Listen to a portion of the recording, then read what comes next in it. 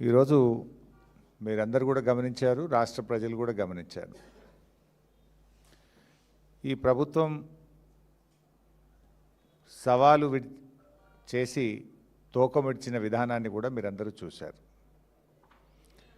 నిజంగా చెప్పాలంటే ఏదో గోల్ కొడతామనుకొని సెల్ఫ్ గోల్ కొట్టుకున్నారు. చర్చకు పిలిచినటువంటి ప్రభుత్వం కానీ మంత్రులు కానీ మరి మమ్మల్ని చర్చించడానికి ఫెసిలిటేట్ చేస్తారా, పోలీసులను అడ్డం పెట్టుకొని అరెస్ట్ చేస్తారా?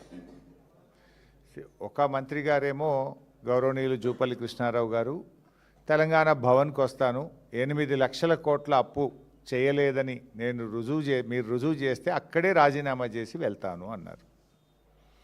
మరి భవన్కి వస్తానన్న జూపల్లి కృష్ణారావు గారు ఎందుకు భవన్కు రాలేదు? ఇక్కడ కేటీఆర్ గారు మేమిద్దరం కూడా ఆయనకు స్వాగతం తెలిపి బొకే ఇచ్చి షాలు కప్పి చర్చించడానికి కుర్చీలు వేసి వేదిక కూడా సిద్ధం చేసి పెట్టాం. కానీ ఆయన తోకముడ్చారు. నిజంగా చెప్పాలంటే జూపల్లి కృష్ణారావుకు చీము నెత్తురుంటే, ఆయనకేమన్నా పాలమూరు పౌరుషం ఉంటే తక్షణమే ఆయన రాజీనామా చేయాలి. నిన్నేమన్నాడు? 8 లక్షల కోట్ల అప్పు బీఆర్ఎస్ ప్రభుత్వం చేసింది, అది నేను చూపిస్తాను నిన్న అన్నాడు. ఇవాళ ఏమన్నాడు తెలుసా? ఆయనే 1 లక్ష కోట్లు తగ్గించి 7 లక్షల కోట్ల అప్పు చేసిందని ఇవాళ మాట్లాడిండు. నిజంగా చర్చ జరుగుంటే 3 లక్షలకో 4 లక్షలకో ఒప్పుకునేవాడు, ఇంకో 3 లక్షలు తగ్గేది చర్చ జరుగుంటే. ఆ వీడియో ఒకసారి చూద్దాం. నిన్నేమన్నాడు జూపల్లి గారు? మిగులు బడ్జెట్, ధనిక రాష్ట్రం, హైదరాబాద్ ఆదాయం ప్లస్ 8 లక్షల కోట్ల అప్పు. 8 లక్షల కోట్ల అప్పు బీఆర్ఎస్ పార్టీ అవసరపడి నేను వస్తా. నేను చెప్పింది అబద్ధమైతే నేను పొద్దున్నే రేపు స్పీకర్కు రాజీనామా ఇస్తా. సుమారుగా 7,30,000 కోట్ల అప్పు చేసి రుజువు చేస్తే, రుజువు చేయకపోతే నేను రాజీనామా చేస్తాను. నిన్న 8 లక్షల కోట్లు అన్నాడు, ఇవాళ 7 లక్షల కోట్లు అన్నాడు. 1 లక్ష కోట్లు ఆయనే తగ్గించింది కదా. మరి నువ్వు రాజీనామా చేయి ఫస్ట్. నువ్వేనో 8 లక్షల కోట్లు నేను రుజువు చేయకపోతే రాజీనామా చేస్తాను. నిన్నటికి ఇవాళటికే 1 లక్ష కోట్లు తగ్గిందా? నిజంగా చర్చ జరుగుంటే ఇంకో 3 లక్షల కోట్లు తగ్గేది. అంటే ఇలా జూపల్లి గారు ఆయనలో సబ్జెక్ట్ లేక పసలేక ఈరోజు చర్చకు రాకుండా ముఖం చాటేశారు. మేము సవాల్ వేయలేదు. ఇప్పుడు మా కేటీఆర్ గారు నిన్న ముఖ్య రేవంత్ రెడ్డికి సవాల్ వేసిండ్రు. కానీ నువ్వు ఆ సవాల్ని స్వీకరించి నేనే తెలంగాణ భవన్కి వస్తున్నాను మీరే చెప్పారు కదా జూపల్లి గారు. మరి ఎందుకు రాలేదు? వచ్చి ఉంటే తేలిపోయేది కదా. అంటే దీన్ని బట్టి ఇవాళ జూపల్లి కృష్ణారావు గారి దగ్గర విషయం లేక తోకముడిచినారు. గతంలో అసెంబ్లీలో కూడా చర్చ జరిగితే అసెంబ్లీ వేదికగా అప్పుల మీద చాలా డీటెయిల్డ్గా నేను మాట్లాడి ఆనాడు ప్రభుత్వం నోరు మూయించాం. నేను చెప్పింది తప్పైతే ఇక్కడే మాట్లాడండి భట్టి గారు అని బడ్జెట్ సమావేశాల్లో నేను సవాల్ విసిరితే కనీసం నా లెక్కలకు నా సవాల్కు శాసనసభలో చర్చకు రాకుండా ప్రభుత్వం సభను వాయిదా వేసుకొని పోయింది. ఇది ఆల్రెడీ తేలిన సబ్జెక్ట్. అంటే తమ చేతగానితనాన్ని తాము ప్రజలకు ఆ రోజు భట్టి గారు ఏమన్నారు? కాంగ్రెస్ పార్టీకి 100 ఏళ్ల చరిత్ర, డబ్బులు ఎలా సంపాదించాలో మాకు తెలుసు, ఈ గ్యారంటీలన్నీ అమలు చేసి తీరుతామని ఆ రోజు రెచ్చిపోయి భట్టి గారు ప్రజల్ని నమ్మించే ప్రయత్నం చేసినారు. బాండ్ పేపర్లు పంచి సంతకాలు పెట్టి ప్రజల్ని వంచినారు. ఇవాళ ఏమైంది అని అడిగితే ఇవాళ బీఆర్ఎస్ పార్టీ మీద నెట్టి తప్పించుకోవాలనుకుంటున్నారు. ఇప్పటికీ మేము చెప్తున్నాం, మళ్ళీ అసెంబ్లీ పెడతారా పెట్టండి, ఎక్కడైనా సరే దాని మీద బీఆర్ఎస్ పార్టీ చర్చించడానికి సిద్ధంగా ఉంది. ఇవాళ జూపల్లి గారు తన సవాల్ను విసిరి తానే తోకముడిచిండు. మేము రెడీగా ఉన్నాం. KTR garu still even now he is waiting here. నువ్వు విసిరింది కేటీఆర్ గారికి. ఇప్పుడు కూడా ఉదయం 10:30 నుంచి ఈ నిమిషం వరకు కూడా మేము భవన్లోనే వెయిట్ చేసినాం. నిన్నెవరు ఆపలేదే. ఇదే జూపల్లి మాట మార్చి లేలే నేను భవన్కు రాను, నేను అమరవీరుల స్తూపం దగ్గర ఉన్నా అంటే కేటీఆర్ గారు కూడా అమరవీరుల స్తూపం దగ్గరికి వెళ్ళడానికి ప్రయత్నం చేస్తే ఆయనను కూడా వెళ్ళనీయకుండా పోలీసులను అడ్డం పెట్టి ఆపినారు. అంటే దీన్ని బట్టి అర్థం కాలేదా? ఇక రెండవ పార్ట్, ముఖ్యంగా ప్రభుత్వ పాఠశాలలు గురుకుల పాఠశాల టెండర్లకు సంబంధించి 2,000 కోట్ల రూపాయల విలువ కలిగిన టెండర్లు జరిగినవి. ఇందులో అవినీతి అక్రమాలు జరిగినవి. ఇందులో తెలంగాణ బలహీన వర్గాల బిడ్డలు దళిత బిడ్డలకు అన్యాయం జరిగిందని బీఆర్ఎస్ పార్టీ ఆరోపించింది. నేను మాట్లాడాను. సీనియర్ అధికారిగా పనిచేసిన మా పార్టీ ప్రధాన కార్యదర్శి ఆర్ఎస్ ప్రవీణ్ కుమారు, గౌరవ మాజీ మంత్రివర్యులు కొప్పుల ఈశ్వర్ గారు కూడా మాట్లాడినారు. ఈ అంశం మీద చర్చకు సిద్ధమని అనేకసార్లు అనడం, తోకముడ్చడం. దీంతో మా ఆర్ఎస్ ప్రవీణ్ గారు ఈరోజు సోమాజిగూడ ప్రెస్ క్లబ్లో ఉదయం 12 గంటలకు మేము వస్తున్నాం, మీరు రండి అని స్పష్టంగా ఆయన సవాల్ వేసినారు. ప్రెస్ క్లబ్ బుక్ చేసినారు, అన్ని ఏర్పాట్లు చేసిండ్రు. మరి ఎందుకు ప్రెస్ క్లబ్కు రాలేదు? ప్రెస్ క్లబ్కు రాకుండా ట్విస్ట్ ఇచ్చిండ్రు. ఏమని? లేలే ప్రవీణ్ కుమార్ గారు మీతో మేము మాట్లాడడం, హరీష్ రావు వస్తేనే మాట్లాడతాము అని ట్విస్ట్ ఇచ్చిండ్రు. యాక్చువల్గా నాకు ఇవాళ షెడ్యూల్డ్ ప్రోగ్రామ్ నా కాన్స్టిట్యున్సీలో 4-5 ఇంపార్టెంట్ ప్రోగ్రామ్స్ ఉండే. బట్ అయినా మీరు ట్విస్ట్ ఇచ్చినప్పుడు, నన్నే రమ్మన్నప్పుడు ఒక బాధ్యత కలిగిన నాయకుడిగా, ప్రధాన ప్రతిపక్షంగా నా ప్రోగ్రామ్స్ అన్నీ క్యాన్సిల్ చేసుకొని మా ప్రవీణ్ అన్నకు ఫోన్ చేసుకొని నేను ఇక్కడికి వచ్చిన. సో కొప్పుల ఈశ్వర్ గారు, నేను, ఆర్ఎస్ ప్రవీణ్ గారు మేము సోమాజిగూడ ప్రెస్ క్లబ్ పోవాలి. కానీ గౌరవ మంత్రులు కదా, వాళ్ళ మీద ఉండేటువంటి గౌరవంతో 3 మంత్రులు, సరేలే మనకు బేసిజాలు అవసరం లేదు, వాళ్ళు పిలిచిన దగ్గరికే పోదాం, ఏదో మేము పిలిచినాం సోమాజిగూడ, మేము ముందు సవాల్ వేసినాం, ఈడికే రా అని మేము జిద్దుకు పోలే. వాళ్ళు మంత్రులు, చలో గౌరవం ఇద్దాం, వాళ్ళు బిజీ ఉంటారు ప్రభుత్వంలో, వాళ్ళు పిలిచిన కాడికే వెళ్దామని మేము బయలుదేరినాం. బయలుదేరితే మమ్మల్ని మా కార్లను పోలీసులు ఆపేసినారు. అఫ్కోర్స్ ఇలా నాకు హిట్లరే మార్గదర్శకం అన్న ముఖ్యమంత్రి, ఆయనే హోంమంత్రి, ఇంతకుమించి ఆయన ఇంకేదో చేస్తాడని మేము కూడా ఏం ఆశించట్లేదు. నిజంగా మంత్రుల సవాల్ నిజమే అయితే, ఆ మంత్రులు చర్చకు సిద్ధం ఉంటుంటే మమ్మల్ని పోలీసుల చేత ఎందుకు అరెస్ట్ చేశారు? నిజంగా మీరు చర్చకు సిద్ధం ఉంటే మమ్మల్ని గన్ పార్క్ రానియాలి కదా. మేము మీడియాకు ముందే చెప్పినాం, మంత్రులు మమ్మల్ని గన్ పార్క్ ఆహ్వానించారు.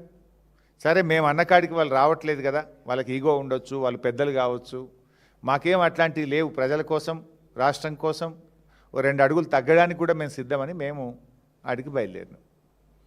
సరే, బయట పోలీసులు అడ్డుకున్నారు. నేను 3 మంత్రులకు నా మొబైల్ నుంచి ఫోన్ చేశాను. పొన్నం ప్రభాకర్ గారికి ఫోన్ చేశాను, అడ్లూరు లక్ష్మణ్ గారికి ఫోన్ చేశాను, హజారుద్దీన్ గారికి ఫోన్ చేశాను. 3 ఫోన్లు రింగ్ అయినాయి, కానీ 3 ఫోన్లు ఎత్తలేదు. మరి మీరు రమ్మన్నారు, మమ్మల్ని ఏమో ఇక్కడ పోలీసులు ఆపుతున్నారు, మీరు కదా ప్రభుత్వం, పోలీసులకు చెప్పండి, మమ్మల్ని అలో చేయండి అని చెప్పడానికి 3 మంత్రులకు ఫోన్ చేస్తే మంత్రులు ఫోన్లు ఎత్తారు.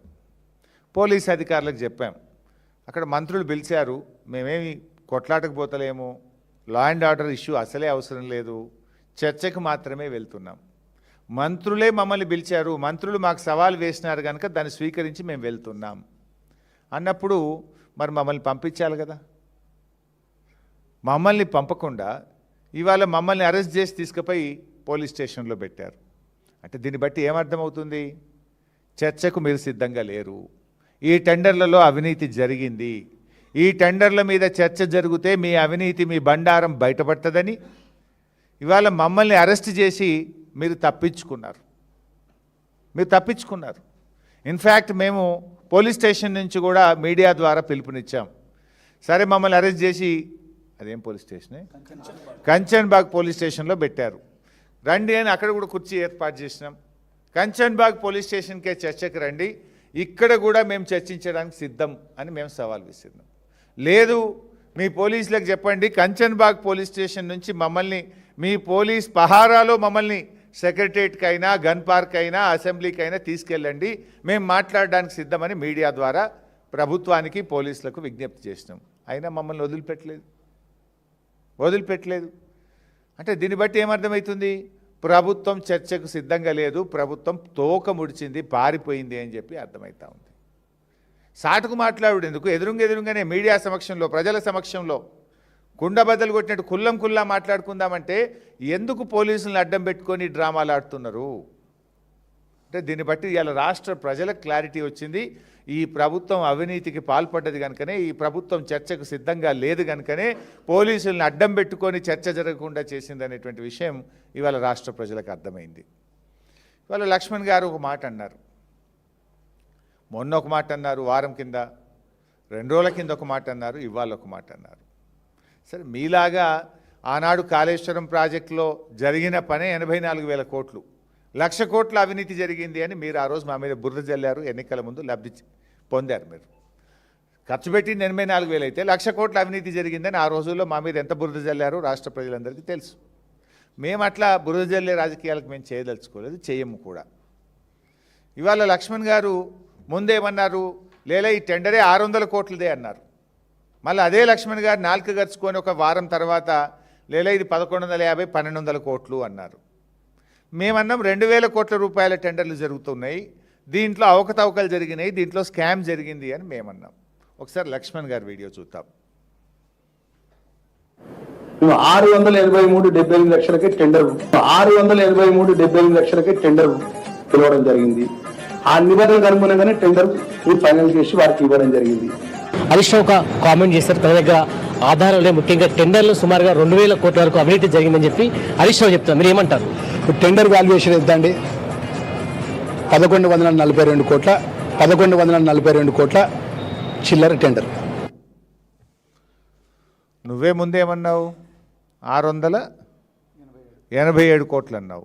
వారం తర్వాత డేట్లు కూడా చూశారు, 1142 కోట్లు అన్నావు. ఇది మూడో టెండర్. మూడో టెండర్ ఏంటంటే ఇది మూడవ టెండర్ నోటిఫికేషన్. ఇది ముఖ్యంగా మూడవ టెండర్లో ఇంతకుముందు ఎప్పుడైనా కూడా ప్రొవిజన్స్ అంటే పప్పులు, ఉప్పులు, నూనె, అదేవిధంగా పిల్లలకు అవసరమయ్యేటువంటి టూత్పేస్టు, పౌడర్లు, అదేవిధంగా hand wash, Dettol, sunflower oil, palm oil, వనస్పతి, విజయ నెయ్యి, పసుపు, కారం, ధనియా ఇట్లాంటివన్నీ కూడా బీఆర్ఎస్ ప్రభుత్వంలో జిల్లా కలెక్టర్లే టెండర్లు పిలిచేవాళ్ళు.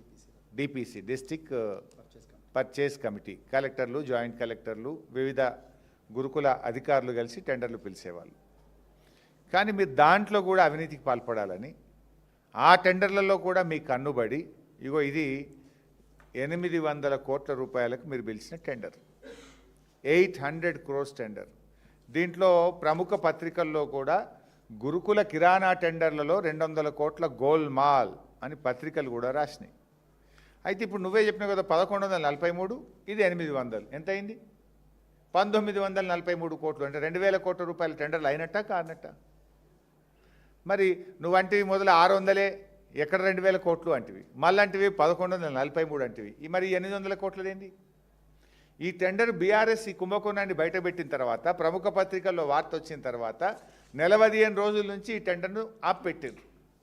కోర్స్ ఈ టెండర్ తప్పని కొంతమంది కోర్టుకు పోయినారు, హైకోర్టుకు పోయినారు. గతంలో డిపిసి ద్వారా జరిగింది.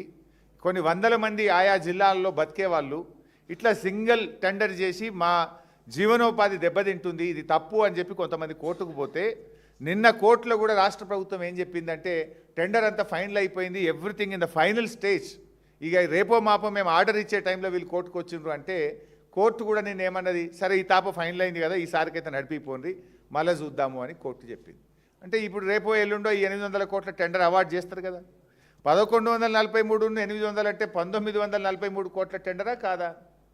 అంటే మంత్రులు మరి నిజంగా తెలిసి మాట్లాడుతుండ్రా, తెలియక మాట్లాడుతుండ్రా? 600 మీరే అంటారు, 1143 మీరే అంటారు, ఇప్పుడు 800 నేను చూపిస్తే 2,000 కోట్లు బరాబరే కదా.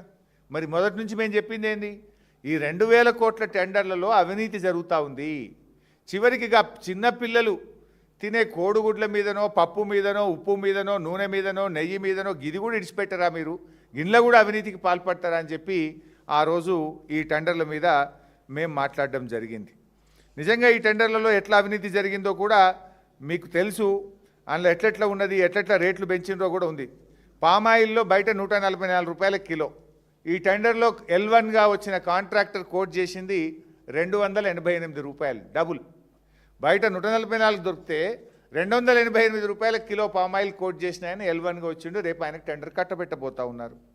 సన్ఫ్లవర్ ఆయిల్ మార్కెట్లో 165 రూపాయలు ఉంటే ఈ టెండర్లో 218 రూపాయలు కోట్ చేసిండు. ఆయనకి ఇవాళ L1గా మీరు హైకోర్టులో కూడా దాన్ని సమర్థిస్తూ వాదించినటువంటి పరిస్థితి. ఇట్లా చెప్పుకుంటూ పోతే అందులో చాలా విషయం ఉన్నాయి. గరం మసాలా బయట 500 ఉంటే 844, కారం పొడి, ఇవన్నీ రేట్లు చెప్పాలంటే నేను డీటెయిల్గా కూడా చెప్పగలుగుతా. ఇదే కదా చర్చ జరుగుతాయి, ఇవాళ అన్నీ బయట పెడదామని పోయినాం మేము. ఇన్ డీటెయిల్డ్గా ప్రిపేర్ అయ్యి ట్రంక్ బాక్స్లో పెట్టుకొని మా ప్రవీణ్ అన్న మంచిగా బందోబస్తు పెట్టుకొని బయలుదేరినాం. కానీ మీరు మమ్మల్ని అరెస్ట్ చేసి ఆగబట్టిండ్రు. ఇప్పుడు 2000 కోట్లు టెండర్ క్లియర్ నేను చెప్పినా. రెండవది అందులో ధరలు ఎట్లా double palm oil sunflower oil ఎట్లా పెంచిండ్రో రెండో విషయం మీ దృష్టికి తెచ్చా. ఇక మూడో విషయానికి వద్దాం. మూడవది ఇక్కడ బట్టలకు సంబంధించి బీఆర్ఎస్ ప్రభుత్వం ఆనాటి తెలంగాణ తొలి ముఖ్యమంత్రి కేసీఆర్ గారు మన రాష్ట్రంలో చేనేత కార్మికులు బతకాలి, చేనేత కార్మికులకు జీవనోపాధి దక్కాలి అని చెప్పి ఆనాడు కేసీఆర్ గారు ఒక జీవో ఇచ్చినారు. ఇచ్చి ఏం చేసిండ్రు? ఆ జీవో కేసీఆర్ గారు 2017లో జీవో నంబర్ 6 2017లో కేసీఆర్ గారు ఇచ్చారు. ఏంటి? పోలీస్ డిపార్ట్మెంట్ కానీ, స్కూల్ ఎడ్యుకేషన్ డిపార్ట్మెంట్ కానీ, గురుకుల పాఠశాలలు కానీ ఎక్కడ ఎవరికి బట్టలు అవసరం ఉన్నా మీరు టెస్కోకే ఆర్డర్లు ఇవ్వండి, సో దట్ చేనేత కార్మికులు బతకాలి. This is the decision taken by BRS government. So BRS government ఇచ్చినటువంటి ఈ జీవోతోని ఇంతకాలం వేలాది మంది చేనేత కార్మికులకు ఉపాధి దొరుకుతూ వచ్చింది. కానీ మీరేం చేసిండ్రు? కమిషన్లకు కక్కుర్తిబడి టెస్కోకు ఆర్డర్లు ఇస్తే, చేనేత కార్మికులకు ఆర్డర్లు ఇస్తే రూపాయి మీకు దొరకదని ఇదంతా సెంట్రలైజ్డ్ చేసి మీరు ఒక పిఎంయును ఏర్పాటు చేసి టెండర్లు పిలిచిండ్రు. పిఎంయుని ఏర్పాటు చేసి టెండర్లు పిలిచి అన్ని స్కూళ్ళు, ఎస్సీ, ఎస్టీ, బీసీ, మైనారిటీ, గురుకుల, మన కస్తూర్బా స్కూళ్ళు, అన్ని స్కూళ్ళకు, మోడల్ స్కూళ్ళు అన్ని టెండర్లు ఒక దగ్గరికి పిలిచి మీరు గుజరాత్ కంపెనీకి కట్టబెట్టి కమిషన్లు కొట్టాలని చూసినారు. దాని మీద ఏం జరిగింది? ఇగో మార్చి 2026 నాడు 3 చేనేత సహకార సంఘాలు హైకోర్టును ఆశ్రయించినాయి. 3 చేనేత సహకార సంఘాలు ఇది మా హక్కు, మా ఉపాధి, మా బతుకు తెరువు, మీరు ఇట్లా టెండర్లు పిలిచి బడా కాంట్రాక్టర్లకు కట్టబెడితే మేము రోడ్ల మీద పడతాం, చేనేత కార్మికుల బతుకులు ఆగమైతాయని చెప్పి హైకోర్టుకు పోతే గౌరవనీయులు శ్రీమతి జస్టిస్ సూరపల్లి నందా గారు ఒక స్పష్టమైన ఆర్డర్ పాస్ చేసినారు. అది చదివి వినిపిస్తాను.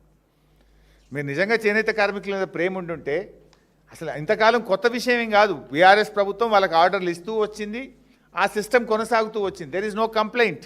క్వాలిటీ బాగలేదనో, సకాలంలో అందలేదనో ప్రభుత్వానికి ఎటువంటి కంప్లైంట్స్ లేవు. మరి సడన్గా మీరు ఈ టెస్కోను, చేనేత కార్మికుల జీవితాలను రోడ్డు మీద పడేసి టెండర్లు పిలవాల్సినటువంటి పిఎంయు పెట్టి సెంట్రలైజ్డ్ టెండర్లు పిలవాల్సిన అవసరమైంది. అందులో నందా గారు చాలా స్పష్టంగా జడ్జిమెంట్ ఇచ్చారు. The writ petition is disposed of directing response number 3 to 5 అంటే commissioner BC welfare, SC welfare, tribal welfare ఆయా శాఖల అధికారులకు డైరెక్షన్ ఇచ్చింది. ఏమని ఇచ్చింది? Seeking implementation of GO number 1 in its true spirit and to protect the employment of thousands of handloom weavers in the state in accordance to law within a period of 2 weeks from the date of receipt of copy of this order. అంటే వేల మంది చేనేత కార్మికుల జీవితాలను దృష్టిలో పెట్టుకొని ఇవాళ వాళ్ళకు మీరు ఆర్డర్లు ఇవ్వండి. అయితే మా జీవోని ఈ ప్రభుత్వం వచ్చినాక జీవో నంబర్ 1 అని అదే జీవో మీద అదే రూల్స్తోని మళ్ళా కాంగ్రెస్ ప్రభుత్వం జీవో ఇచ్చింది చేనేత కార్మికులకు ఇవ్వాలి. ఆ జీవోను ఫాలో కండి. వేలాది మంది చేనేత కార్మికుల జీవితాలతో ఆడుకోకండి. వాళ్ళకు మీరు వెంటనే ఈ హైకోర్టు ఆర్డర్ అందిన 2 నెలల్లోగా నిర్ణయం తీసుకోండి అని చెప్పి శ్రీమతి నందా గారు మన రాష్ట్ర సర్వోన్నత న్యాయస్థానం జడ్జి గారు ఇచ్చినటువంటి ఆర్డర్. ఆ తర్వాత ఇంప్లిమెంట్ కాకపోతే మళ్ళీ ఇంకొక society Veeranjaneya handloom weaver society వీళ్ళు కూడా హైకోర్టుకు పోయారు. హైకోర్టుకు పోతే జస్టిస్ అనిల్ కుమార్ జూకంటి గారు వారు ఇంకొక ఆర్డర్ పాస్ చేసినారు. వారైతే ఇంకా కొంచెం గట్టిగా, అంటే ఇందులో జస్టిస్ అనిల్ కుమార్ జూకంటి గారు దృష్టికి వెళ్ళినటువంటి వీరాంజనేయ హ్యాండ్లూమ్ సొసైటీ ఏమని వెళ్ళిందంటే, ఆల్రెడీ వీరాంజనేయ హ్యాండ్లూమ్ సొసైటీకి ఆర్డర్ ఇచ్చిండ్రు, అడ్వాన్స్ కూడా ఇచ్చిండ్రు, వాళ్ళు బట్ట తీసుకొని పనులు స్టార్ట్ చేసిండ్రు. నడిమిట్లకు పోయినాక లేలే మీ ఆర్డర్ క్యాన్సిల్, ఇప్పుడు మేమంతా సెంట్రలైజ్డ్ టెండర్లు పిలుస్తున్నాం, నీకు ఇచ్చిన పైసలు కూడా వాపస్ కట్టు అని చెప్పి వీళ్ళకు ఇచ్చిన ఆర్డర్లను రద్దు చేసిండ్రు. దాంతో వాళ్ళు హైకోర్టుకు పోయినరు. ఏం చెప్పిండ్రో హైకోర్టు కూడా ఇప్పుడు మనం చూద్దాం.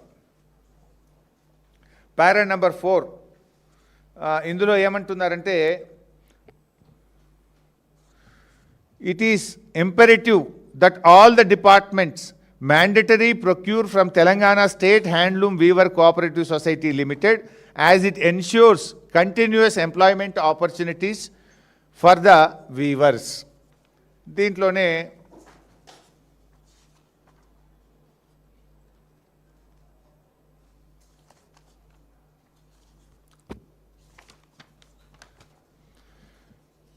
Para number 24. The members of weavers community are dependent on their sustenance and livelihood on the art of weaving. GO number 1 is a promise by the state of Telangana to the cooperative societies of weaver communities, providing an umbrella of protection for their livelihood and sustenance, which reinforces the purport of fundamental right. And cheptu, it is pertinent to take note of this letter dated 31/3/2026. ఏంటిది 31/3/2026 అంటే ఇందాక నేను చెప్పిందే 31/3/2026 నాడు ఇచ్చిన ఆర్డర్ను cancel చేసిండ్రు వీళ్ళు. ఇచ్చిన ఆర్డర్ను క్యాన్సిల్ చేసి మీరు ఇచ్చిన డబ్బులు వాపస్ కట్టండి, మీ ఆర్డర్ క్యాన్సిల్ చేస్తున్నాము అంటే హైకోర్టు ఏం చెప్పింది పారా 25లో, it is pertinent to take note of the letter dated 31/3/26. By this letter, the state project directors Samagra Shiksha Abhiyan cancelled the earlier indent for supply of certain materials from TESCO for the academic year 26-27. The contents of the letters are as follows. ఆ letter details కూడా court mention చేసింది. 495 KGBVలకు order ఇచ్చినారు. దాంతోపాటు 4,01,00,000 రూపాయలు advance కూడా ఇచ్చారు. ఈ బట్టలన్నీ కూడా వెంటనే సప్లై చేయమని చెప్పారు. చెప్పి ఈ 31/3 తారీఖు నాడు ఏం చేసిందంటే, it is requested to not to initiate the procurement procedure further the advance released by the office towards this procurement vide reference third cited are to be return to this office immediately to the following account number. అంటే Sarva Shiksha అభియాన్కు order ఇచ్చింది మొదలు. ఇచ్చినాక ఇప్పుడు వీళ్ళకి తర్వాత ఆలోచన వచ్చింది కమిషన్లు కొట్టాలి అన్నప్పుడు అన్ని డిపార్ట్మెంట్లకు చెప్పిండ్రు. స్కూల్ ఎడ్యుకేషన్ కమిషనర్, నువ్వేం టెండర్లు పిలవద్దు, దాన్ని మాకు ఇచ్చేయి. Social welfare, BC welfare, tribal welfare అందరు కూడా మీరు ఎవ్వరు టెండర్లు పిలవద్దు, మీరు ఎవరు టెస్కోకి ఆర్డర్లు ఇవ్వద్దు, అన్ని మేమే టెండర్ పిలుస్తాం అంటే పాపం అప్పటికే, ఎందుకంటే జనరల్గా ఎప్పుడైనా డిసెంబర్ జనవరిలోనే ఆర్డర్ ఇస్తారు, జూన్లో స్కూల్ స్టార్ట్ అయ్యే వరకు బట్టలు కుట్టి రెడీగా పెట్టి ఇస్తుంటాం అన్నట్టు. ఇది గత 10 ఏళ్ళుగా బీఆర్ఎస్ ప్రభుత్వం చేస్తూ వచ్చింది. సడన్గా రేవంత్ రెడ్డి గారి ప్రభుత్వానికి ఏమొచ్చింది, కమిషన్లు కొట్టాలి, ఇంట్లో కూడా ఛాన్స్ ఉన్నది, దీన్ని కూడా వదలొద్దు అనుకున్నారు. మీరు ఆర్డర్లు క్యాన్సిల్ చేయండి అంటే ఇచ్చిన ఆర్డర్ను క్యాన్సిల్ చేసి పైసలు వాపస్ ఇవ్వండి అని చెప్పి వాళ్ళు ఆ సొసైటీకి టెస్కోకు పీడీ సర్వశిక్ష అభియాన్ లెటర్ రాయడం జరిగింది. సో దీని అంతా కూడా విని చాలా డీటెయిల్గా ఉంది కానీ కోర్టు ఫైనల్గా చెప్పింది చెప్తాను. The respondent authorities and the department shall approach the TESCO at the earliest without any delay. Needless to state that the letter dated 31/3/2026 has to be set aside and it is accordingly set aside. అంటే 31 నాడు మీరు order cancel చేసింది తప్పు, ఆ ఆర్డర్ను మేము రద్దు చేస్తున్నాము, వెంటనే టెస్కోతో మాట్లాడండి, వాళ్ళకు ఆర్డర్లు ఇవ్వండి అని చెప్పి జస్టిస్ అనిల్ కుమార్ జూకంటి గారు కూడా చేనేత కార్మికుల పక్షాన ఇచ్చిన 2వ హైకోర్టు ఆర్డర్. ఇక 3వది మీ సహచర మంత్రి కొండా సురేఖ గారు. ఆమె చేనేత బిడ్డ కాబట్టి పాపం చేనేత కార్మికుల కుటుంబాల నుంచి వచ్చింది కనుక, చేనేత కార్మికుల బాధలు తెలుసు కనుక ముఖ్యమంత్రికి రాసిన లేఖ ఇది. This is official letter written by Konda Surekha to the honourable chief minister. ఏం రాశారు? చేనేత ఉత్పత్తులకు కేంద్రీకృత టెండర్ విధానం నుంచి మినహాయించండి. చేనేత కార్మికుల జీవనోపాధి పరిరక్షణ దృష్ట్యా చేనేత ఉత్పత్తులను కేంద్రీకృత టెండర్ విధానం నుంచి మినహాయించాలని సమాఖ్య పలుమార్లు విజ్ఞప్తి చేసినప్పటికీ ఇప్పటి వరకు ఆ అంశంపై అనుకూల నిర్ణయం తీసుకోకపోవడంతో చేనేత కార్మికులందరూ ఆందోళన వ్యక్తం చేస్తూ ఉన్నారు, ధర్నాలు చేస్తూ ఉన్నారు అని కొండా సురేఖ గారు ముఖ్యమంత్రి గారికి రాశారు. రాస్తూ జీవో నంబర్ 1 ప్రకారంగా అన్ని సంక్షేమ శాఖలకు అవసరమైన బెడ్షీట్లు, కార్పెట్లు టెస్కో నుంచి మాత్రమే కొనండి అని వారు రాశారు. ఇంకా చాలా పెద్దగా ఉంది లెటర్, నేను షార్ట్ కట్ చేసి చదువుతున్నాను. పై అంశాలన్నీ సానుకూలంగా పరిశీలించి ముఖ్యంగా చేనేత ఉత్పత్తులను ఈ సెంట్రలైజ్డ్ టెండర్ నుంచి మినహాయించి తక్షణమే వీళ్ళకి ఆర్డర్లు ఇవ్వండి.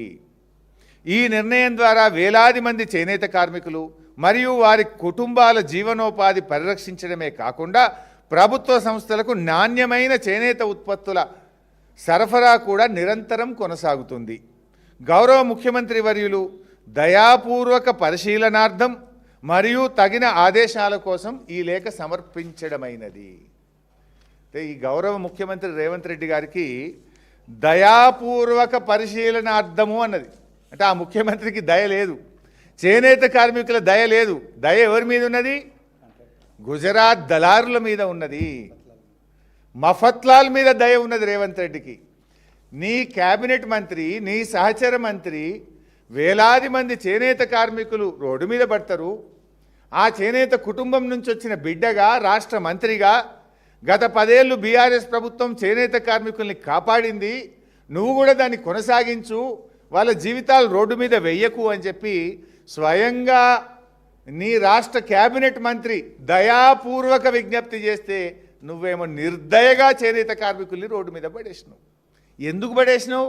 కమిషన్ల కోసం, జస్ట్ ఫర్ కమిషన్స్. హైకోర్టు ఒకరు కాదు, జస్టిస్ అనిల్ కుమార్ జూకంటి గారు చేనేత కార్మికులకు ఇవ్వండి, వాళ్ళ ఉపాధి రోడ్డు మీద వేయొద్దు అన్నారు.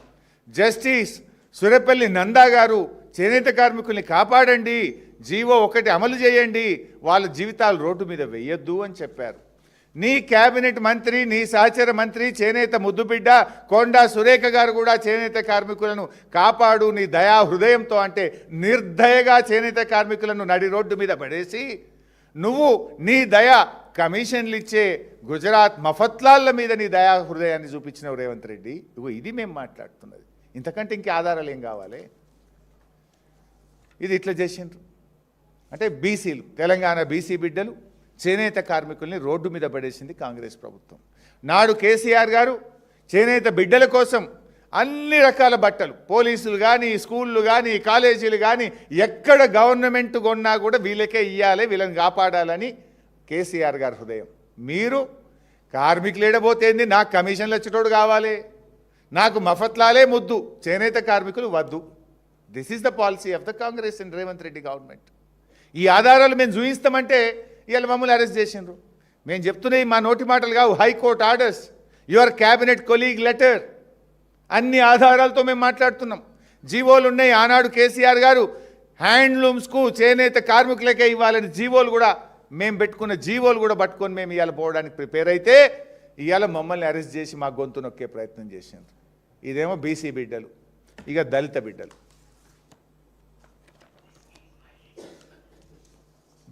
బీఆర్ఎస్ ప్రభుత్వం ఆనాడు కేసీఆర్ గారు 2022లో ఇచ్చిన జీవో ఇది, జీవో నంబర్ 110.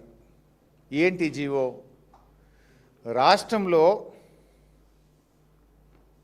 మైనార్టీ గురుకులాలు, ట్రైబల్ గురుకులాలు, బీసీ గురుకులాలు, సోషల్ వెల్ఫేర్ గురుకులాలు, police department, school education, intermediate board and government undertakings, government companies, government agencies, మీరెవ్వరు కూడా బూట్లు కొనాలన్నా, బట్టలు కొనాలన్నా, షూస్ కొనాలన్నా, బెల్ట్ కొనాలన్నా మీరు లిడ్ క్యాప్కు మాత్రమే ఆర్డర్లు ఇవ్వాలి. లిడ్ క్యాప్ ద్వారా తెలంగాణ దళిత బిడ్డలు బతకాలి అని చెప్పి ఇది కేసీఆర్ గారు బీఆర్ఎస్ ప్రభుత్వం ఇచ్చిన GO. This is the GO, GO 110. ఎప్పుడు? 21 జూలై 2022. అయితే వీళ్ళేం చేసిండ్రు? అప్పటిదాకా వీళ్ళకే ఆర్డర్లు వస్తున్నాయి. ఇది గమ్మత్ ఏంటంటే గవర్నమెంట్లో 2 డిపార్ట్మెంట్లు కొట్లాడుకోవడం. లిడ్ క్యాప్ అనేది గవర్నమెంట్ డిపార్ట్మెంటే. లిడ్ క్యాప్ ఎవరితో కొట్లాడుతుంది? ఎడ్యుకేషన్ డిపార్ట్మెంట్తో ఆర్డర్లు మాకు ఇవ్వండి అని కొట్లాడుతుంది. వెల్ఫేర్ అండ్ ఎడ్యుకేషన్ డిపార్ట్మెంట్స్తో ఇండస్ట్రీస్ డిపార్ట్మెంట్లో భాగంగా ఉన్న లిడ్క్యాప్ పోరాటం చేస్తుంది. హ్యాండ్లూమ్స్ డిపార్ట్మెంట్ ఎవరితో కొట్లాడింది? TESCO is part of handlooms and industries డిపార్ట్మెంట్. అరే ఈ బట్టల ఆర్డర్లు ఎప్పుడు మాకే వచ్చినాయి, మాకే ఇవ్వండి అని కొట్లాడింది. లాస్ట్ కోర్టుకు పోయింది. ఒక డిపార్ట్మెంట్ ఇంకో డిపార్ట్మెంట్ మీద కోర్టుకు పోయింది. ఇండస్ట్రీస్ డిపార్ట్మెంటు, వెల్ఫేర్, ఎడ్యుకేషన్ డిపార్ట్మెంట్ల మీద హైకోర్టుకు పోయింది. ఈ లెదర్ డిపార్ట్మెంట్ అంటే లిడ్క్యాప్ ఇండస్ట్రీస్ డిపార్ట్మెంటు అరే ఈ బెల్టులు, షూజు, టై మాకే ఆర్డర్లు ఇవ్వండి అని ఎడ్యుకేషన్ అండ్ వెల్ఫేర్ డిపార్ట్మెంట్ మీద హైకోర్టుకు పోయింది. ఇదంతా సిగ్గుచేటిది. ఒక ముఖ్యమంత్రి, ఒక చీఫ్ సెక్రటరీ మీరు కూర్చొని మాట్లాడి పరిష్కరించాల్సింది. మీకు మీరే ఒక డిపార్ట్మెంట్ ఇంకో డిపార్ట్మెంట్ మీద దరఖాస్తులు పెట్టుకున్నాడు, కోర్టులకు పోవుడు. ఇది కాదు ఆ స్కామ్కు నిదర్శనం. ఇంకేం కావాలి? ఇక ఇది అయితే కేసీఆర్ గారు ఆనాడు మా దళిత బిడ్డలు, మా పిల్లలు పైకి రావాలి, మా పిల్లలకు ఉపాధి దొరకాలి అని చెప్పి మేము ఆ విధానాన్ని పాటించినాం.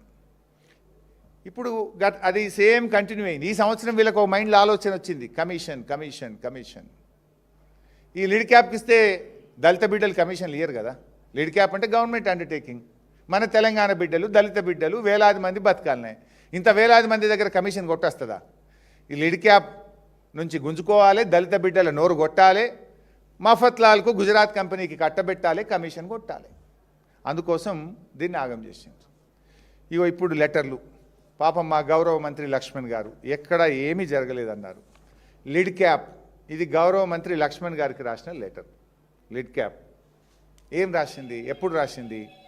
7 ఏప్రిల్ 2026 లక్ష్మణ్ గారికి రాసిన లెటర్. ఏం రాశారు? Honourable minister scheduled caste department. Reference ఏంది? జీవో 110 2022 కేసీఆర్ గారు ఇచ్చిన జీవో. ఏం రాశారు? ఈ జీవోలో ఇట్లా ఈ ఆర్డర్లన్నీ మాకే ఇవ్వాలని ఉంది. అదేవిధంగా గతంలో మాకు ఇట్లా ఇన్ని ఆర్డర్లు ఇచ్చిండ్రు, ఇవన్నీ మేము సక్సెస్ఫుల్గా కంప్లీట్ చేసినామని ఒక్కొక్క ఇయర్ 2024లో ఎంత, 21లో ఎంత, 20లో ఎంత, 19లో ఎంత, ఏమేమి ఆర్డర్లు వచ్చినాయి, మేము ఎంత సక్సెస్ఫుల్గా కంప్లీట్ చేసినాము, ఇవన్నీ చేసినాము, మేము సప్లై చేసినాము, ఎక్కడ కంప్లైంట్ లేదు, బాగా చేసినాం. లాస్ట్కి ఏమంటారు లెటర్లో 3వ పేజీలో? Therefore, in view of the above, the Honorable Minister is kindly requested to help LIDCAP for getting the order for supply of school bags, shoes, socks, tie, belt for the academic year 2026-27 directly in accordance with GO number 110, Industries and Commerce Department, without going for tenders. ఒక department ఇంకో డిపార్ట్మెంట్కి ఎవరికి రాసింది? గౌరవ లక్ష్మణ్ గారికి రాసింది. లక్ష్మణ్ గారు కూడా మాకు ఆయన అంటే చాలా గౌరవం. మొదటిసారి ఆయన జెడ్పీ చైర్మన్ అయినప్పుడు నేనే ఇన్ఛార్జిగా ఉండి లక్ష్మణ్ గారిని జెడ్పీ చైర్మన్ చేయడానికి బీఆర్ఎస్ పార్టీ సపోర్ట్ చేస్తే, కేసీఆర్ గారు ఆదేశిస్తే నేను దగ్గరుండి ఆయన జెడ్పీ చైర్మన్ కూడా నేనే చేసిన అంటే పార్టీ బాధ్యత విధి నిర్వర్తించిన.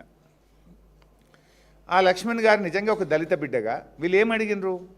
అరే గుజరాత్లోనికో మఫత్లాల్ గారికి ఇయ్యకుండ్రి, అరే మేము బతుకుతాము, దళిత బిడ్డలము, ఇది గతంలో మాకు ఇచ్చిండ్రు, మేము బాగా చేసినాము, మాకే ఇయ్యండి అని చెప్పి గౌరవ లక్ష్మణ్ గారికి రాసిన లేఖ. అట్లే శ్రీధర్ బాబు గారికి కూడా రాసిన, ఇండస్ట్రీస్ డిపార్ట్మెంట్ కదా, మా మంత్రి అంటే మా మంత్రి మీన్స్ లిడ్క్యాప్ మంత్రి.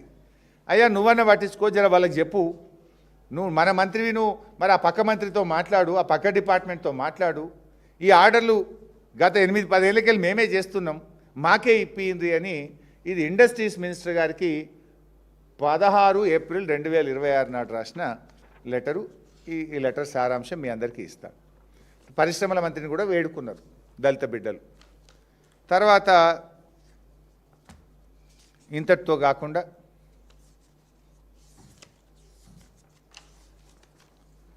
ఇది చైర్మన్ పిఎంయు అంటే ఒక ఆయన ఈ సెంట్రలైజ్డ్ టెండర్లు పిలవడానికి ఒక చైర్మన్ను పెట్టింది కదా, ఒక ఐఏఎస్ ఆఫీసర్. ఆయనకు లెటర్ రాసిండ్రు 7 ఏప్రిల్ 2026 మంత్రుల కంటే ముందు ఈయనకు రాసిండ్రు. ఇట్లా మాకు ఒక జీవో ఉంది, మాకు ప్రొటెక్షన్ ఉంది, ఇది మా బతుకుదెరువు, మా స్వయం ఉపాధి, గత ప్రభుత్వం మాకు జీవో ఇచ్చింది, మీరు ఈ టెండర్లలో పెట్టకుండ్రి దీన్ని, ఇది తెలంగాణ దళిత బిడ్డల నోరు కొట్టకుండ్రి అని చెప్పి ఆ పిఎంయు చైర్మన్కు 7 ఏప్రిల్ 2026 నాడు రాసిండ్రు. అదేవిధంగా మన రాష్ట్ర ప్రభుత్వ ప్రధాన కార్యదర్శి చీఫ్ సెక్రటరీ గారికి 16/4/2026 నాడు మన చీఫ్ సెక్రటరీ గారికి రాసిండ్రు, మన గవర్నమెంట్ జీవోను మీరే ఉల్లంఘిస్తున్నారు, ప్రభుత్వం ఒక జీవో ఇచ్చింది, టెండర్లకు పోవద్దు, ఇది దళిత బిడ్డలకు, తెలంగాణ బిడ్డలకు లిడ్ క్యాప్ ద్వారా ఇవ్వాలి అని రాష్ట్ర ప్రభుత్వం జీవో ఇచ్చింది. ఆ జీవోను తొంగలో దొక్కి దళిత బిడ్డల నోరు కొట్టి ఈ టెండర్లను పిలుస్తున్నారు. ఇది తప్పు, మీ జీవోను మీరే ఉల్లంఘిస్తున్నారు, ఈ జీవో ప్రకారంగా ఈ టెండర్లు పిలవడం తప్పు, మమ్మల్ని కాపాడండి, మా దళిత బిడ్డల హక్కులు కాపాడండి అని చెప్పి ఇది చీఫ్ సెక్రటరీ గారికి ఇచ్చిన లెటరు. కింద చీఫ్ సెక్రటరీ గారికి ఆ జీవో కాపీ కూడా పెట్టి ఈ జీవో ప్రకారంగా మా హక్కులు కాపాడండి అని చీఫ్ సెక్రటరీకి రాసినారు. అంటే పిఎంయు చైర్మన్కు రాసిండ్రు, చీఫ్ సెక్రటరీకి రాసిండ్రు, ఎస్సీ సంక్షేమ మంత్రి గారికి రాసిండ్రు, అదేవిధంగా ఇండస్ట్రీస్ మంత్రి గారికి కూడా రాసి నువ్వు మా మంత్రిగా మా హక్కులు కాపాడు, మా జీవో ప్రకారంగా మాకు ఈ పనులు కల్పించి దళిత బిడ్డల ఉపాధిని కాపాడు అని చెప్పి రాసినారు. నా దళిత మంత్రి పట్టించుకోలే, నా పరిశ్రమల మంత్రి పట్టించుకోలే, నా చీఫ్ సెక్రటరీ పట్టించుకోలే, చివరికి ఆయన పిఎంయు చైర్మన్ గారు పట్టించుకోలేదు. ఎందుకంటే పైనుంచి ఆదేశాలు ఉన్నాయి కదా, కమిషన్ పైనుంచి ఆదేశాలు ఉన్నాయి కనుక ఈ దళిత బిడ్డల రోదన అరణ్య రోదనగా మారిపోయింది. వీళ్ళ గోస పట్టించుకోకపోతే దిక్కులేక పాపం రాష్ట్ర సర్వోన్నత న్యాయస్థానం హైకోర్టుకు పోయింది. హ్యాండ్లూమ్స్ బిడ్డలు పోయినరు, దళిత బిడ్డలు కూడా హైకోర్టుకు పోయినరు. ఈ దళిత బిడ్డలకు హైకోర్టు పోతే జస్టిస్ రేణుకా యారా హైకోర్టు జడ్జి గారు ఆ దళిత బిడ్డల పక్షాన వాళ్ళ హక్కులు కాపాడండి అని రాష్ట్ర ప్రభుత్వానికి డైరెక్షన్ ఇచ్చింది. రాష్ట్ర ప్రభుత్వానికి మొట్టికాయలేసింది. అరే ఆ దళిత బిడ్డలను నోరు కొట్టకుండ్రి, ఆ దళిత బిడ్డలకు చట్టం ఉన్నది, వాళ్ళకు ఒక జీవో ఇచ్చిండ్రు, ఆ జీవో ప్రకారంగా ఈ టెండర్లు వాళ్ళకే దక్కాలి అని చెప్పి హైకోర్టు మొట్టికాయలేసి చెప్పింది. సరే అప్పుడు హైకోర్టు మొట్టికాయలేస్తే ఇక లేట్ అయింది, ఇప్పటికే ఇక మీరు ఇప్పుడు ఏడ చేస్తారు, ఇప్పుడు మీకు టెండర్లు అందయ్యాను 10% ఇచ్చి 90% గుజరాత్తో కట్టుబెట్టారు.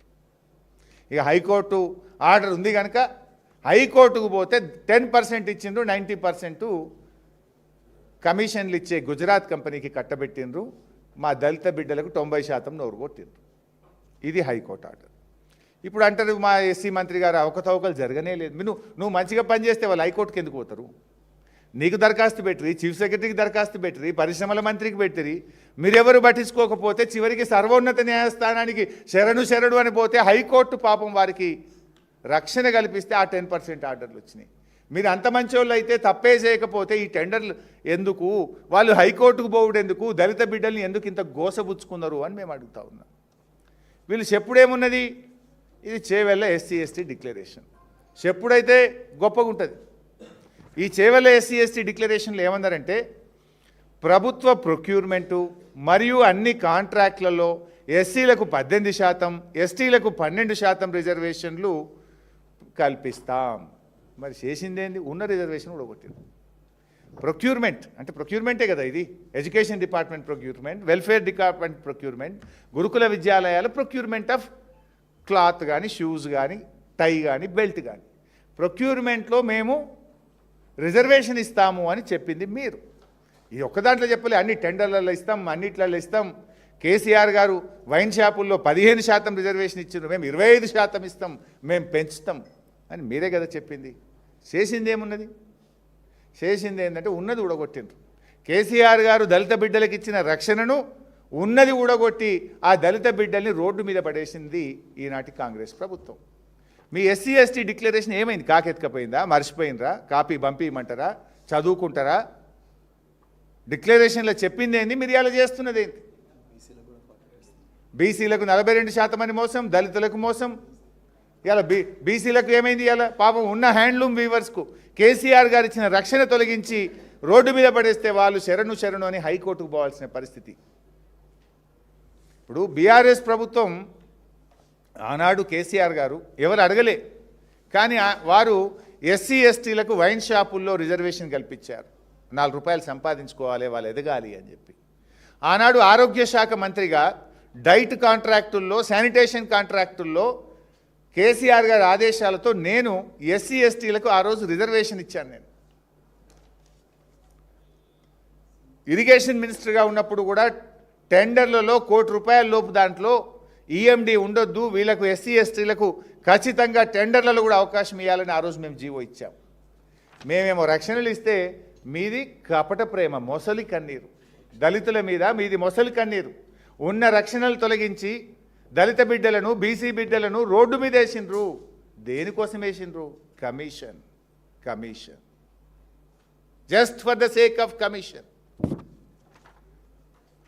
సో ఈరోజు మేము అంటున్నది, ఇంత స్పష్టంగా అవినీతి జరిగితే ఇన్ని ఆధారాలతో మేము రెడీగా ఉంటే చర్చించడానికి ఎందుకు వెనుకకు పోతా ఉన్నారు మీరు? చర్చలో వెనుకకు పోవాల్సిన అవసరం ఏంది అని మేము అడుగుతా ఉన్నాం.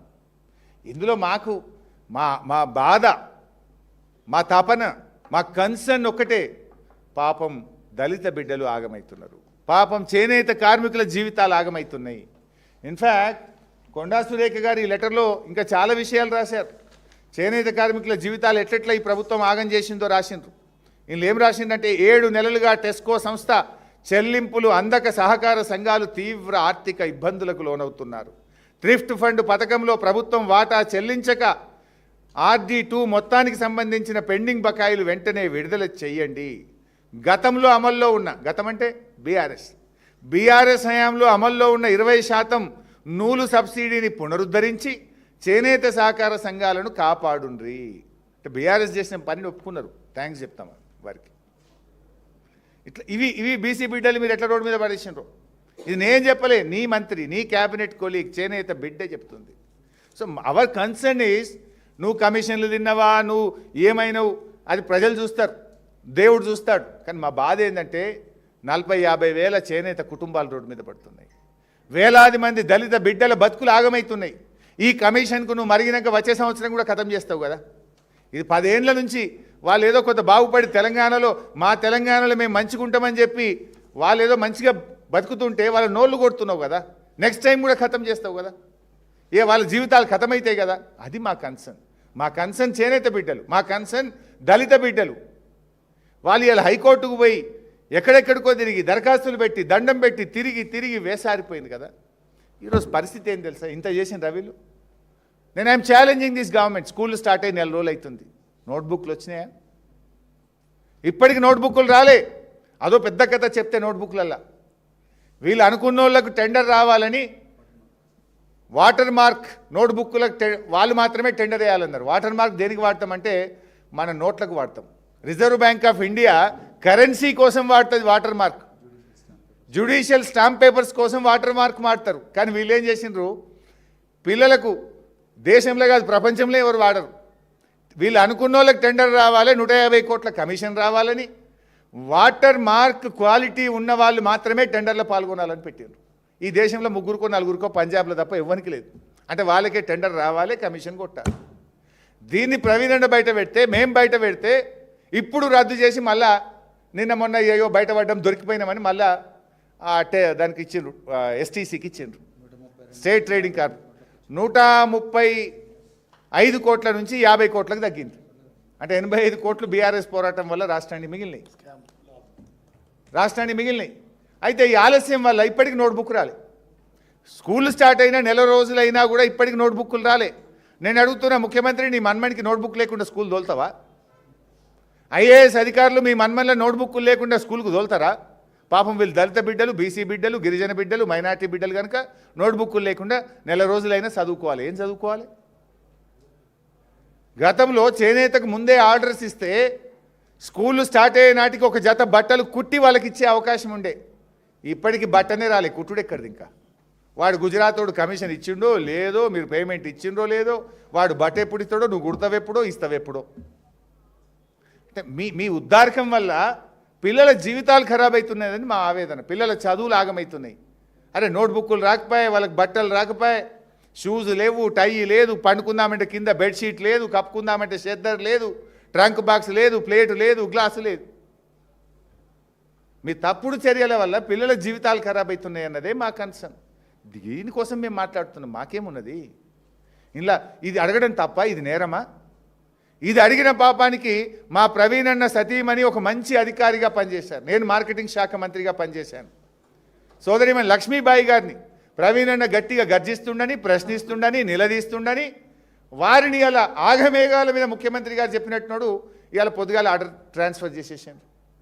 ది బెస్ట్ ఆఫీసర్ ఆ శాఖకే, ఆవిడ మార్కెటింగ్ శాఖకు ఒక పెద్ద ఆయువు పట్టు, సమగ్రమైన అవగాహనతో పనిచేస్తారు. ఎందుకు నేను అంత అథారిటీగా చెప్తున్నా అంటే, I worked as marketing minister for 5 years. I know her. ఇవాళ మా ప్రవీణ్ అన్న పోరాటం చేస్తే ఇంత చిల్లర, ఇంత చీప్ టాక్టిక్సా? ఇప్పుడు శ్రీధర్ బాబు గారి వైఫ్ కూడా ఐఏఎస్ ఆఫీసర్ ఉండే. మేము ఎప్పుడన్నా Sridhar Babu is different, is politics, is a politician, ఆయనతో కొట్లాడతాం. ఆయన భార్య మీద మాకెందుకు? అద్భుతమైన అవకాశాలు వారి సతీమణికి బీఆర్ఎస్ పార్టీ కల్పించలేదా? ప్రవీణ్ అన్న కూడా ఆ రోజు బీఎస్పీలో ఉండే, విమర్శిస్తుండే. అట్లని మేము ఎప్పుడన్నా ఆలోచించినామా? ఇదేం రాజకీయము? ఇంత దివాలాకోరు రాజకీయం అవసరమా అని నేను అడుగుతా ఉన్నా. అంటే ప్రశ్నించే గొంతుల మీద పగబడతారా? అంటే మీరు చెప్పినట్టు వినకపోతే ఆర్మ్ ట్విస్టింగు, భయభ్రాంతులకు గురి చేయడము, అక్రమ కేసులు పెట్టడము, భద్రత తగ్గించడము, గన్మెన్లను తీసేస్తామనుడు, లేదా బుల్లెట్ ప్రూఫ్ కార్ తీసేస్తామనుడు. అంటే ప్రవీణ్ గారి జీవితాన్ని రిస్కులో పెడతారు. ప్రవీణ్ గారి సతీమణిని ప్రధానమైన శాఖలోకి, జీతం రాని శాఖలోకి ట్రాన్స్ఫర్ చేస్తారా? Is it the way of doing things? జీవితం అంతా మార్కెటింగ్ శాఖలో వారు పనిచేస్తే ఇప్పుడు తీసుకుపోయి కోఆపరేటివ్ హౌసింగ్ ఫెడరేషన్లు వేసిండ్రు. In fact there is a rule in the government, retire అయ్యే సంవత్సరం ముందు ట్రాన్స్ఫర్ చేయకూడదు. ఎవరైనా ఒక అధికారి రిటైర్ అయితే if he or she is in the last year of service, they should not be transferred. ఆవిడకున్న సర్వీస్ 1 year ఇప్పుడు ఆ జీవోను కూడా ఉల్లంఘిస్తూ ఈరోజు వారిని ట్రాన్స్ఫర్ చేసినారు. ఇదంతా కూడా మీరు ప్రశ్నించే గొంతుల మీద చేసే దాడి. నీతిగా, నిజాయితీగా ఇవాళ ప్రజల పక్షాన మేము పోరాడితే ఇవాళ మా మీద పగబెట్టి ఈ రకమైనటువంటి కుట్రలకు పాల్పడుతూ ఉన్నారు. ఇంకా చాలా విషయాలు ఉన్నాయి నా దగ్గర. ఇవాళ ఒక పార్ట్, ఎందుకంటే ఇప్పటికే లెంతీ అయింది, ఒక్క పార్ట్ మాత్రమే విడుదల చేసిన. I have many documents to go. ఇంకా ఫైనాన్స్లో కూడా చాలా మాట్లాడేది ఉంది, కానీ సబ్జెక్ట్ లెందీ కావద్దని ఒక పార్ట్ ప్రజలకు తెలవాలి. అసలు ఎందుకు బీఆర్ఎస్ పోరాడుతుంది? బీఆర్ఎస్ పోరాటం చేనేత కార్మికుల కోసం, దళిత బిడ్డల కోసం, గురుకులాల్లో చదివే 6 లక్షల మంది పిల్లల భవిష్యత్తు కోసం బీఆర్ఎస్ పోరాటం అనే విషయం రాష్ట్ర ప్రజలకు తెలవాలనేటువంటి ప్రయత్నంలో ఇవాళ కొంత మాత్రమే రిలీజ్ చేసినాం. మిగతాది మళ్ళా సమయం, సందర్భాన్ని బట్టి అసెంబ్లీలో అయితే అసెంబ్లీలో, బయట అయితే బయట రిలీజ్ చేస్తాం. ఇప్పుడు గౌరవనీయులు ప్రవీణ్ గారు కూడా కంక్లూడ్ చేస్తారు. నిజానికి పెద్దలు గౌరవనీయులు హరీష్ రావు గారు చాలా డీటెయిల్గా చెప్పారు. నేను ఒక్కటే పాయింట్ టచ్ చేయాలనుకున్నాను. ఏంటంటే దీనికి అంతటికీ కారణం ఈ సింగిల్ విండో కరప్షన్. ఆ సింగిల్ విండో కరప్షన్ కోసమే GO 17 తీసుకొచ్చారు. ఇంతవరకు చాలా లోతుగా పరిశీలించి హరీష్ రావు గారు మరి చాలా చక్కటి విషయాలు తెలంగాణ ప్రజలకు చెప్పారు. ఈ సింగిల్ విండో కరప్షన్ కేసీఆర్ గారు ముఖ్యమంత్రిగా ఉన్నప్పుడు 10,000 మంది పేద విద్యార్థులను, పేద యువకులను అన్ని జిల్లాల్లో DPCల ద్వారా కాంట్రాక్టర్లుగా చేసి వారు సంవత్సరానికి కనీసం నెలకు 10,000 నుంచి 12,000 నుంచి సంవత్సరానికి 1,00,000 రూపాయలు సంపాదించుకునే విధంగా కేసీఆర్ గారు తయారు చేశారు. రేవంత్ రెడ్డి గారు, మీ దగ్గర అన్ని డిపార్ట్మెంట్లు మీ దగ్గరే ఉన్నాయి, దయచేసి మీరు DPC రికార్డులన్నీ తెప్పించండి. DPCలో కూరగాయలు కానీ, మటన్ కానీ, చికెన్ కానీ, ఎగ్స్ కానీ, అదేవిధంగా పప్పు కానీ ఏవైనా టెండర్స్ ఎవరెవరికి వచ్చాయి, చివరికి శానిటేషన్ కెమికల్స్ కూడా, క్యాటరింగ్ కాంట్రాక్టర్స్ కూడా, అదేవిధంగా మరి మిగతా వాళ్ళందరూ. సో ఈరోజు ఈ విధంగా అయితే మనకు డబ్బులు రావని రాత్రికి రాత్రే 2025లో GO 17 తీసుకొచ్చారు. ఈ GO 17 తయారు చేసిన విధానం చూస్తే ఒళ్ళు గగురు పొడిచే నిజాలు బయటకు వస్తాయి, వెన్నులో చలి పుడుతుంది. నిజానికి GO 17 సోషల్ వెల్ఫేర్ డిపార్ట్మెంట్ నుంచి head of the department file move చేసి సోషల్ వెల్ఫేర్ సెక్రటరీ ద్వారా గౌరవ ముఖ్యమంత్రి గారికి పంపించారు. తర్వాత అడ్లూరు లక్ష్మణ్ కుమార్ గారి సిగ్నేచర్ తీసుకున్నారు. ఈరోజు GO 17 అనేది కేవలం SCకే కాదు, SC, ST, BC, minority, model schools, ప్రభుత్వ పాఠశాలలు, అన్ని సమగ్ర శిక్షా అభియాన్, KGBVలు వీటన్నిటికీ వర్తిస్తుంది. అంటే ఈ ఫైలు పొన్నం ప్రభాకర్ గారి దగ్గరికి వెళ్ళాలి, అజరుద్దీన్ గారి దగ్గరికి వెళ్ళాలి, అదేవిధంగా ప్రిన్సిపల్ సెక్రటరీ సోషల్ వెల్ఫేర్కి వెళ్ళాలి, ట్రైబల్ వెల్ఫేర్కి వెళ్ళాలి, BC వెల్ఫేర్కి వెళ్ళాలి, అదేవిధంగా డైరెక్టర్ స్కూల్ ఎడ్యుకేషన్కి వెళ్ళాలి. వీళ్ళందరి ద్వారా ఫైలు ముఖ్యమంత్రి గారి దగ్గరికి పోయి finally the buck stops with the honourable chief minister. It is the chief minister who has to approve this file. అలా పోలేదు. ఇది head of the department social welfare. ఆ రోజు సోషల్ వెల్ఫేర్లో సెక్రటరీ ఒక ఆఫీసర్ ఉంటే మేము అధికారుల పేర్లు తీసుకోవడం ఈ పార్టీ సంస్కృతి, మన పార్టీ సంస్కృతి కాదు కాబట్టి మేము తీసుకోవట్లేదు. వారి దగ్గర నుంచి డైరెక్ట్గా ముఖ్యమంత్రి గారి దగ్గరికి పొన్నం ప్రభాకర్ గారిని మేము ఇలా ఓపెన్గా అడగాలనుకున్నాం. వారు గన్ పార్క్ దగ్గర పోయి నేను పెద్దలు హరీష్ రావు గారు అందరం కూడా అడుగుదాం అనుకున్నాం. మీరు సిగ్నేచర్ పెట్టారా ఈ నోట్ ఫైల్లో? మీరు ఏం రాశారు? లక్ష్మణ్ కుమార్ గారు మీరేం రాశారు? అదేవిధంగా అజరుద్దీన్ గారు మీరేం రాశారు? మీ note file please show us the note file. It is the property of the government, it is the property of the people of Telangana అని మేము అడిగాం మొట్టమొదటిది. రెండవది, అసలు ఎవరు గతంలో కేసీఆర్ గారు స్టార్ట్ చేసిన డిపిసి విధానం బాగలేదని ఏ ప్రిన్సిపల్ చెప్పారు? ఏ సెక్రటరీ చెప్పారు? ఏటూరు నాగారం ట్రైబల్ వెల్ఫేర్ పాఠశాల ప్రిన్సిపల్ చెప్పారా? లేకపోతే బండారుపల్లి బీసీ వెల్ఫేర్ పాఠశాల ప్రిన్సిపల్ చెప్పారా? సర్వేల్ ప్రిన్సిపల్ చెప్పారా? లేకపోతే గౌలితొట్టి ప్రిన్సిపల్ చెప్పారా? ఎవరు చెప్పారు? ఎవరైనా మీకు లెటర్లు రాసినరా ఈ విధానం బాగలేదు, దీనివల్ల చాలామందికి అన్యాయం అవుతుందని? ఎవరైనా కాంట్రాక్టర్లు మీకు అప్రోచ్ అయినరా? ఎవరు కాలేదు. రాత్రి మీ అంతటికి మీరే ఇది ఇంతమంది అంటే కూరగాయలు సప్లై చేసే వాళ్ళ దగ్గర నుంచి, పప్పు దినుసులు సప్లై చేసే వాళ్ళ దగ్గర నుంచి, టూత్పేస్ట్ సప్లై చేసే వాళ్ళ దగ్గర నుంచి, పామాయిల్ సప్లై చేసే వాళ్ళ నుంచి, వీళ్ళందరి దగ్గర నుంచి కమిషన్లు తీసుకోవాలంటే రచ్చరచ్చ అవుతుంది. కాబట్టి ఇదంతా సింగిల్ విండో విధానం ద్వారా జీవో 17 తీసుకొచ్చి ఒక్కడి దగ్గర నుంచే ఒక్కసారి బటన్ ప్రెస్ చేస్తే 100 కోట్లు మన కోట్లు. ఇంతకుముందు హరీష్ రావు గారు చెప్పారు, టీఎస్టీపీసీలో ఎట్లయితే 80 కోట్లు ఆదా అయిందో, నిజంగా ఇక్కడ మేము ఆ గలం ఎత్తకపోయింటే ఇదే వేదిక మీద 80 కోట్లు ఆ వాటర్ మార్క్ కాంట్రాక్టర్కు పోయేవి. గత 25 సంవత్సరాల నుంచి పప్పు దినుసులు అంటే కిరాణా వస్తువులు, అది ఉప్పు కావచ్చు, కారం కావచ్చు, ఇవన్నీ కూడా డిపిసిల ద్వారా జరుగుతున్నాయి. ఊర్లల్లో నిరుద్యోగ యువకులు చిన్న చిన్న మడిగలు పెట్టుకొని దాని ద్వారా స్కూళ్ళకు సప్లై చేస్తుంటారు, మహిళా సంఘాలు కూడా.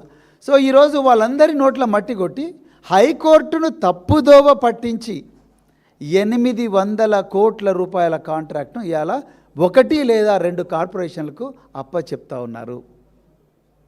ఎందుకు? మూడవది, లక్ష్మణ్ కుమార్ గారి గురించి ఒక మాట చెప్పాలి. ఆయన నేను మాదిగ బిడ్డను, నేను మాదిగల సంక్షేమం కోసం పనిచేస్తాను, నేను దళిత సంక్షేమం కోసం పనిచేస్తా అంటున్నారు. మేమంటున్నాము, అదే మాదిగ సమాజానికి చెందిన ఒక పారిశ్రామికవేత్త ప్రభుత్వ గురుకుల పాఠశాలలో చదువుకొని మన ఇండస్ట్రీస్, మన షూస్ అని చర్మకారుల కుటుంబం నుంచి వచ్చాడు కాబట్టి ఒక చిన్న ఇండస్ట్రీ పెట్టుకొని, సార్ నేను ఒక జిల్లా కన్నా షూస్ సప్లై చేస్తాను, అవకాశం నాకు ఇవ్వండి అని గౌరవ లక్ష్మణ్ కుమార్ గారి దగ్గర పోయారు, గౌరవ శ్రీధర్ బాబు గారి దగ్గరికి పోయారు. ఆయన ఆన్లైన్ అప్లై చేద్దామంటే 300 కోట్ల రూపాయల టర్నోవర్ చూపించమంటున్నారు. ఒక ఎస్సీ సమాజం నుంచి వచ్చిన వ్యక్తి, చర్మకారుల కుటుంబంలో పుట్టిన వ్యక్తి 300 కోట్ల టర్నోవర్ ఏ విధంగా చూపిస్తారు? అంటే you have raise the barriers in such a way that poor people cannot enter. పేదవాడు అసలు ఈ కాంట్రాక్ట్లోకి రాకుండా మీరు చూశారు. అందుకొరకే ఇవాళ మీరు చూడండి, ఈ వచ్చిన కాంట్రాక్ట్లన్నీ కూడా మీరు చదివితే ఆశ్చర్యపోతారు. Shoes, socks, school bags Mafatlal industries, bedsheet, carpet, towel, blanket Mafatlal industries, plate, glass, Katora world for exports, Chintamani Parshwanath. ఈ చింతామణి ఎవడయ్యా? నిరంజన్ కుమార్ జైన్. నిరంజన్ కుమార్ జైన్ ఎవరు? 1000 కోట్ల టర్నోవర్ ఉండి 30 సార్లు టోనీ నాకు హెరాయిన్ కావాలి, బ్రౌన్ షుగర్ కావాలని ఫోన్ చేసినాడు. ఇది నా కవిత్వం కాదు, పక్కనే ఉండే ఇంటిగ్రేటెడ్ కమాండ్ అండ్ కంట్రోల్ సెంటర్లో కూర్చొని సివి ఆనంద్ గారు ఇచ్చిన ప్రెస్ మీట్ ద్వారా నేను వీడియో చూపించాను. ఇప్పటికి కూడా కేసు నడుస్తుంది ఎన్డీపీఎస్ కింద. నిరంజన్ కుమార్ జైన్ అనే డ్రగ్ పెడ్లర్కు ఏది ట్రంక్ బాక్సుల కాంట్రాక్ట్ ఇచ్చారు. అంటే ఈ ట్రంక్ బాక్సుల ద్వారా చిన్నపిల్లలకు గంజాయి అలవాటు చేయించాలనుకుంటున్నారా? ట్రంక్ బాక్సుల ద్వారా చిన్నపిల్లలకు బ్రౌన్ షుగర్, హెరాయిన్ అందించాలనుకుంటున్నారా? కొకేన్ అందించాలనుకుంటున్నారా? ఒక్కసారి అంటే తెలంగాణ ప్రజలు ఆలోచించాలి. అసలే గంజాయి ఊరంతా పాకిందంటే గంజాయి స్మగ్లర్లకు ట్రంక్ బాక్సుల టెండర్లు ఎట్లా అప్పచెప్తారు? ఇంతకుముందు హరీష్ రావు గారు చెప్పారు, మఫత్లాల్ ఇండస్ట్రీస్ మొత్తం కూడా ఇవాళ టెక్స్టైల్ మొత్తం కూడా యూనిఫామ్ అంతా మఫత్లాల్ ఇండస్ట్రీస్ తీసుకున్నది. కోట్లాది మీటర్లు. మన తెలంగాణలో చేనేత కార్మికులు లేరా? రేటు కూడా ఎక్కువ. సో అదేవిధంగా మీరు లెదర్ కార్పొరేషన్కు స్టేషనరీ అంటున్నారు. లెదర్ కార్పొరేషన్ షూస్ చేస్తుంది కానీ స్టేషనరీ ఎట్లా చేస్తుంది? అంటే ఇప్పుడు చెప్పినట్టుగా ఏదో 10% తీసుకోండి అనేది. అంటే ఇదంతా ఏంటంటే తప్పకుండా సింగిల్ విండో కరప్షన్. ఒకటే వ్యక్తి దగ్గర నుంచి మొత్తం తీసుకోవాలి. మీరు ఇండస్ట్రియల్ డెవలప్మెంట్ అథారిటీ బొల్లారం పోయినా, దండు మల్కాపురం పోయినా, పాషా మైలారం పోయినా, ఎక్కడ పోయినా 2-3 పేర్లే బయటకు వస్తున్నాయి. జైవీర్ రెడ్డి, ఈ జైవీర్ రెడ్డి కూడా మీరు చూడాలి. అదేవిధంగా రమేష్ జైన్, నిరంజన్ కుమార్ జైన్. ఈ రమేష్ కుమార్ జైన్, నిరంజన్ కుమార్ జైన్ ఎవరు? కేంద్రీయ బండార్ల వాళ్ళే ఉంటారు, ఎన్ఎస్ఐసీల వాళ్ళే ఉంటారు, చింతామణి పారుష్నాథుల వాళ్ళే ఉంటారు, మఫద్లాల్ల వాళ్ళే ఉంటారు, అంతా కూడా వాళ్ళే. మరి వీళ్ళు ఎక్కడ పోవాలి? ఎన్ని జీవోలు తీసుకొచ్చినాయి ప్రభుత్వాలు. కేసీఆర్ గారి ప్రభుత్వంలోనే 3 జీవోలు వచ్చినాయి. ఈ పేద యువకులకు చిన్న కుటీర పరిశ్రమలు పెట్టుకునే వాళ్లకు వాళ్ళందరికీ కూడా ప్రభుత్వం ఈఎండి నుంచి మినహాయింపు ఇవ్వాలి, ఈ సాల్వెన్సీ సర్టిఫికేట్ నుంచి మినహాయింపు ఇవ్వాలి, సెక్యూరిటీ డిపార్ట్మెంట్ నుంచి మినహాయింపు ఇవ్వాలి, టర్నోవర్ నుంచి మినహాయింపు ఇవ్వాలి అని జీవోలున్నా కూడా వాటిని ఉల్లంఘించి 300 కోట్ల టర్నోవర్ చూపించమంటున్నారు, 500 కోట్ల టర్నోవర్ చూపించమంటున్నారు. ఒక్కసారి ఇక్కడ కట్ చేస్తే పక్కనే ఆంధ్రప్రదేశ్లో జరిగే ప్రతి టెండర్ కూడా వాళ్ళు ఏమంటున్నారు? ఆంధ్రప్రదేశ్లో నీకు జిఎస్టీ సర్టిఫికేట్ ఉన్నదా, నీకు అక్కడ ఫ్యాక్టరీ ఉన్నదా? నేను థర్డ్ పార్టీ కాదు, ఇలా థర్డ్ పార్టీ లేదు, నువ్వు అక్కడ జిఎస్టీ సర్టిఫికేట్ చూపించు, అక్కడ నీ ఫ్యాక్టరీ చూపించని ఆంధ్రప్రదేశ్ అడుగుతుంది. ఎందుకు? ఆంధ్రప్రదేశ్ బిడ్డలకు కాంట్రాక్టులు రావాలని. ఇలా తెలంగాణ ఏం చేస్తుంది చూడ. తెలంగాణ ఏం చేస్తుంది? తెలంగాణలో బాలమాయాదేవి ఐఏఎస్, మీరు షూస్, సాక్స్, స్కూల్ బ్యాగ్స్. వీళ్ళు చెకింగ్కి ఎక్కడికి పోతారు? షూస్, సాక్స్, స్కూల్ బ్యాగ్స్ ఎక్కడ తయారవుతున్నాయి?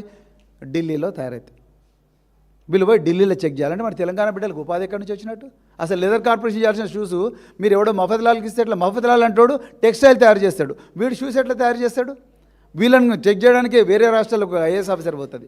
మఫద్లాల్ ఇండస్ట్రీస్ బాంబేలో ఉంటుంది, బాంబేకు ఇంకొక సంతోష్ అని ఇంకొక ఐఏఎస్ ఆఫీసర్ పోతాడు. గవర్నమెంట్ ఇచ్చిన జీవోనే చూపిస్తున్నాను మీకు నేను. మరి ఆంధ్రప్రదేశ్ తెలంగాణలో ఉండే బిడ్డలకు మీరు ఉపాధి అవకాశాలు ఏం కల్పించినాడు? అదే కదా హరీష్ రావు గారు చూపించింది, కొండా సురేఖ గారి లెటర్.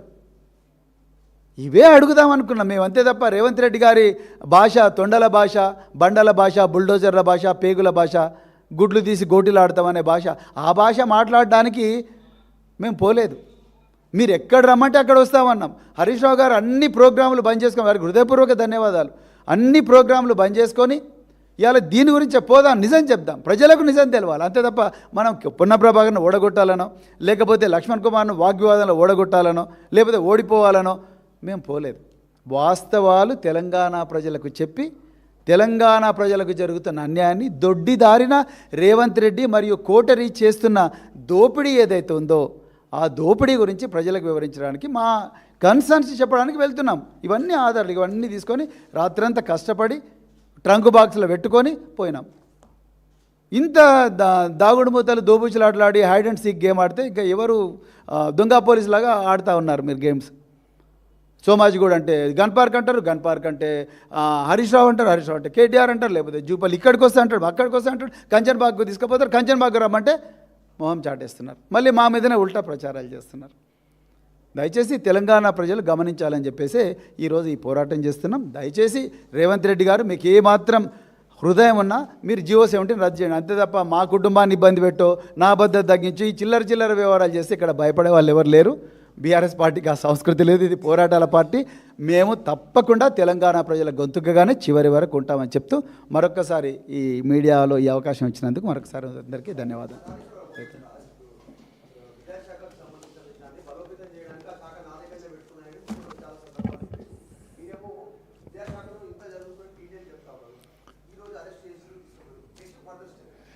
డెఫినెట్లీగా మా పోరాటం కొనసాగుతుంది. ఇవాళ ఒక ప్రయత్నం చేసినాము. నోట్బుక్ల టెండర్లు రద్దయి రాష్ట్ర ప్రభుత్వానికి 85 కోట్లు మిగిలినాయి కదా. హ్యామ్ రోడ్ టెండర్ల మీద పోరాటం చేసినాము.